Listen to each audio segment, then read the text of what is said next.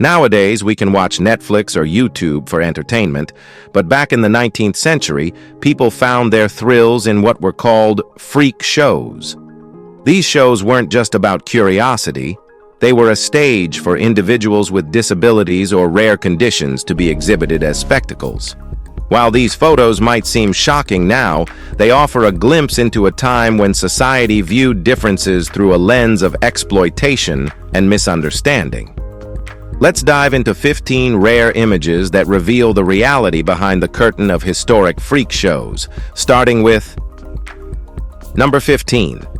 People flocked from all around to see the human freaks. In a time long before modern entertainment, freak shows were a disturbing attraction that drew huge crowds. People would travel miles to witness individuals with unusual conditions put on display, their lives turned into spectacles. These weren't voluntary exhibitions. They were often exploitative, with circus owners profiting off the performers' physical differences. Parents, desperate for money, sometimes sold their children to these traveling shows, sealing their fate in a life of ridicule. The performers were hidden away between acts to maintain an air of mystery, only stepping into the spotlight when it was time to perform. Posters plastered in towns exaggerated their conditions, feeding the public's curiosity and excitement. For the performers, however, this life was filled with indignity and little chance of escape. Their humanity was often overlooked, reduced to being mere attractions in a world that thrived on spectacle. Number 14. Performers traveled the country, hidden in shadows until showtime. The life of a sideshow performer wasn't just harsh, it was isolating.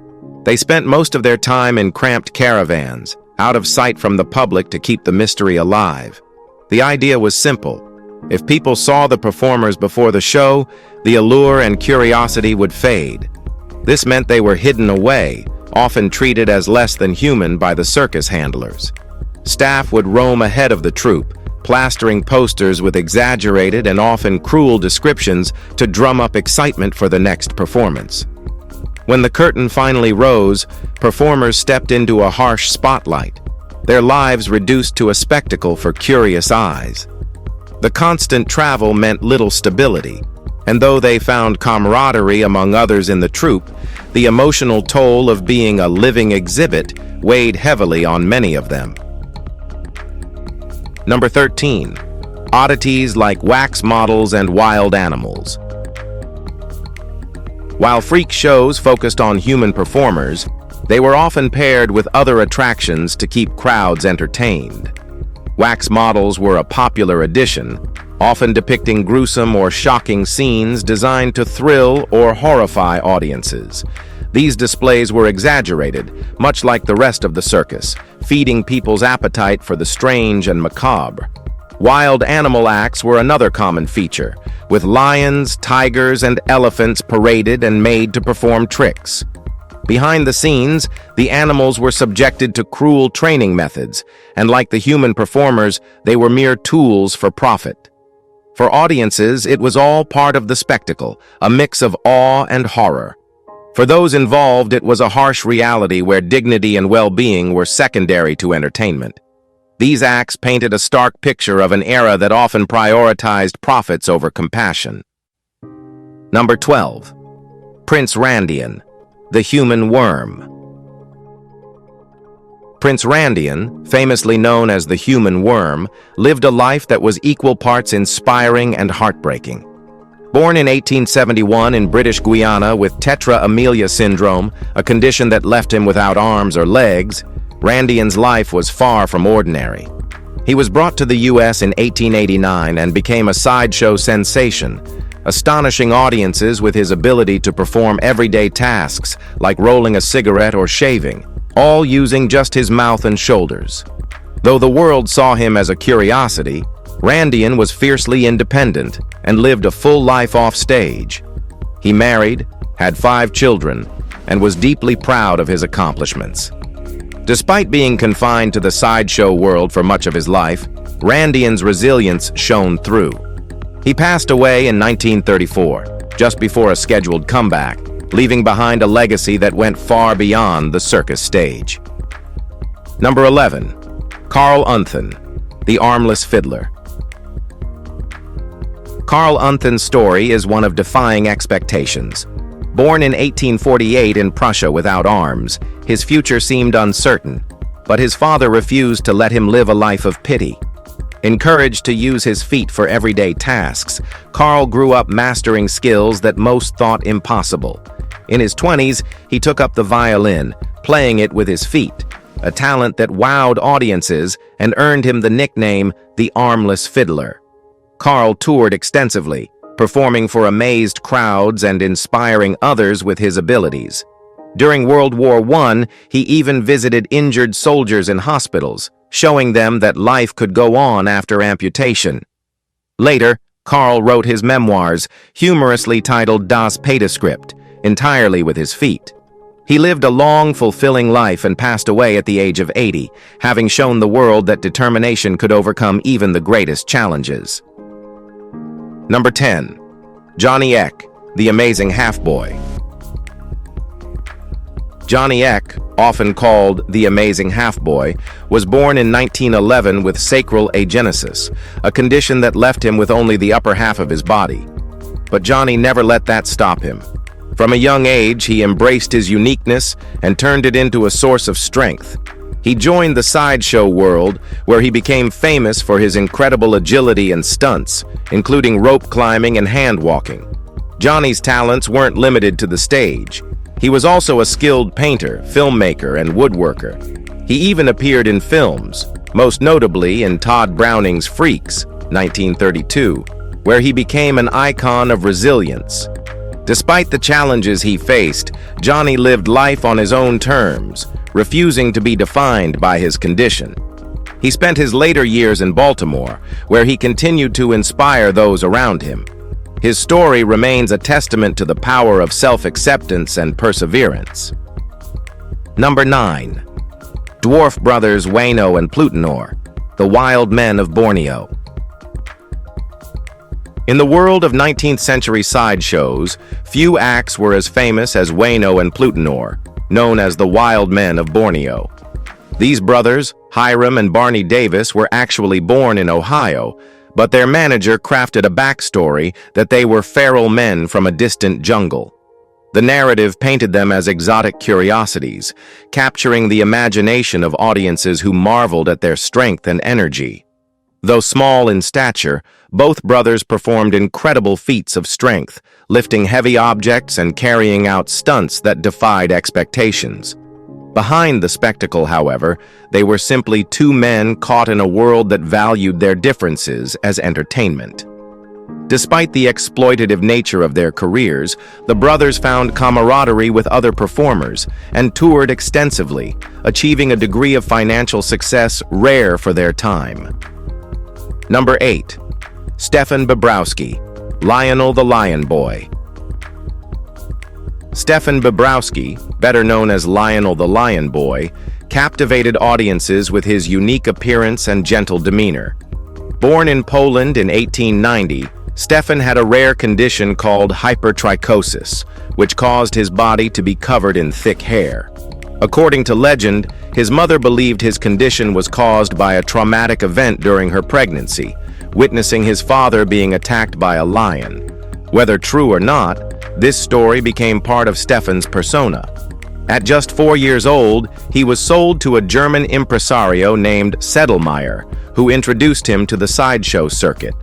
Despite being advertised as ferocious, Stefan was known for his grace and intelligence, performing gymnastics and conversing with audiences to show his gentle nature. By the late 1920s, he retired from performing and lived out his remaining years in Berlin. Stefan passed away at the age of 41, leaving behind a legacy of resilience and humanity. Number 7. Charles Stratton, a star of Freaks and Beyond. Charles Stratton, better known by his stage name General Tom Thumb, was one of P.T. Barnum's most famous attractions. Born in 1838, Stratton had dwarfism and stood just 25 inches tall by the age of 4. Barnum quickly spotted his potential and transformed him into a global sensation. Stratton was taught to sing, dance, and impersonate famous figures, charming audiences from the US to Europe, where he even performed for Queen Victoria. Later in life, he appeared in the iconic 1932 film Freaks, which gave him a place in cinematic history. While his career brought him wealth and fame, it was not without challenges. Like many performers of his time, Stratton's success came at the cost of being constantly viewed as a novelty rather than a person. Nevertheless, his charm and talent transcended the stage, leaving an indelible mark on both sideshow history and popular culture. Number 6. Barbara Ursularin, the Hairy Maid. Barbara Ursularin, often referred to as the Hairy Maid, was a German woman born in the 17th century with a condition known as hypertrichosis. Her body was covered in hair, which made her a subject of fascination across Europe. Along with her husband and child, Barbara toured various countries, performing in shows that both celebrated and exploited her appearance. Her story, however, is tainted by the cruelty of the era. During a visit to London, a Danish doctor examined her and published a degrading claim that she was the result of a mating between human and ape. Such comments reflect the prejudice and ignorance faced by people with unusual conditions. Despite this, Barbara's resilience allowed her to carve out a career, though she remained a figure of public curiosity rather than acceptance. Her life is a stark example of how society treated those who didn't fit its narrow definitions of normality. Number 5. The Albino Lady and the emphasis on appearances. One of the most visually striking performers of the sideshow era was the Albino Lady, whose pale skin and white hair were amplified for dramatic effect. Often photographed with vibrant props, such as colorful parrots, her condition was used as both a spectacle and a symbol of beauty in its uniqueness. While little is known about her personal life, her role in the circus highlights how physical differences were commodified. Albino individuals were often showcased as exotic or angelic, playing into public fascination with rarity.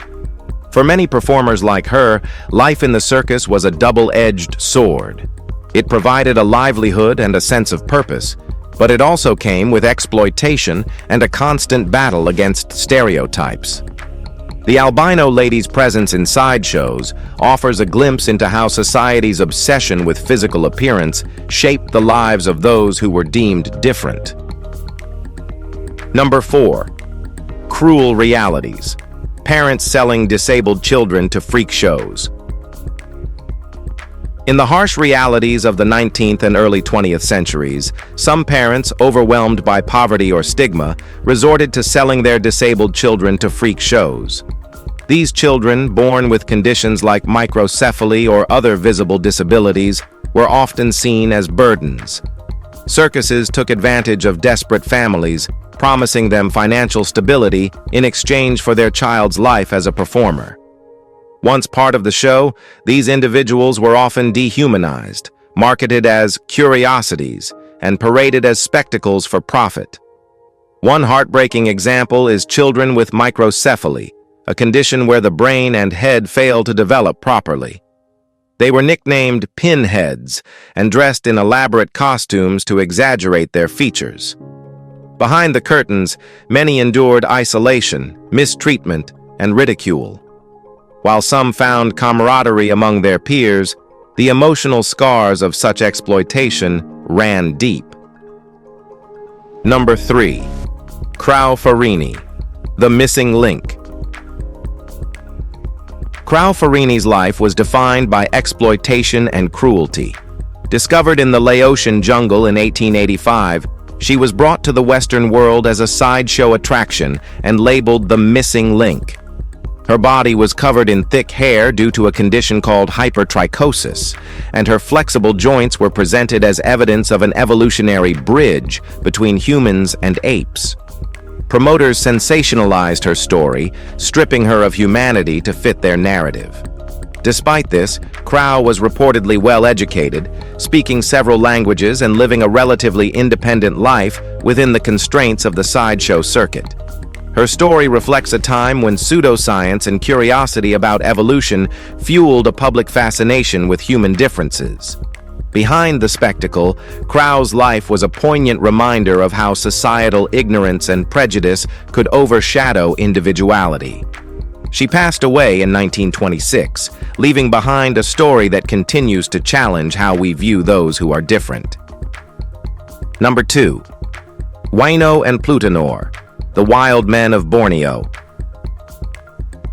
Hiram and Barney Davis, better known as Wayo and Plor, were two dwarf brothers marketed as the Wild Men of Borneo. Despite their Ohio roots, promoters crafted an exotic narrative to make them more appealing to audiences. Standing just under 100 centimeters tall and weighing around 20 kilos, the brothers became famous for their incredible feats of strength, including wrestling and lifting heavy objects. They toured extensively from 1882 to 1905, earning over $200,000, a staggering amount for the time. Behind the spectacle, they lived relatively comfortable lives compared to many other sideshow performers. Their camaraderie and dedication to their craft made them beloved figures on the circuit. The brothers were eventually laid to rest in Ohio, their grave marked with the words, "Little Men," a simple yet powerful reminder of their legacy. Wayo and Plor's story is one of resilience in a world that often sought to exploit their differences. Number 1. Tall people and the allure of height. In the world of freak shows, height was often as much a spectacle as any other physical trait. Tall individuals were marketed as giants, towering over average-sized people and drawing crowds eager to witness their extraordinary stature. Promoters often crafted elaborate backstories, claiming these individuals came from far-off lands or mythical origins. These giants were dressed in exaggerated costumes to emphasize their height, often paired with props like tiny chairs or objects to make them appear even larger. While their height was celebrated in the show ring, many faced medical issues and social isolation due to their condition. Behind the scenes, their lives were often lonely, as society viewed them more as attractions than people. Despite this, some performers found a sense of community within the circus, sharing their unique experiences with others who understood what it was like to live a life defined by their differences. If you enjoyed this video, please like and subscribe. Thanks for tuning in, and we'll see you in the next one.